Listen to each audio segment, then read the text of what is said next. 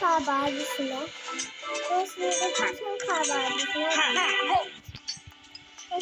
Şimdi kar bağcısına.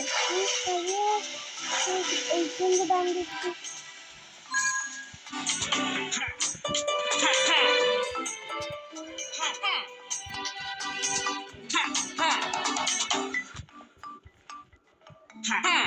Biliyorum ben.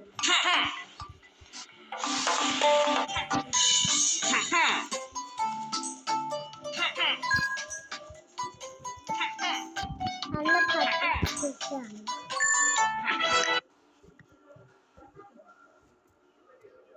Ne oldu?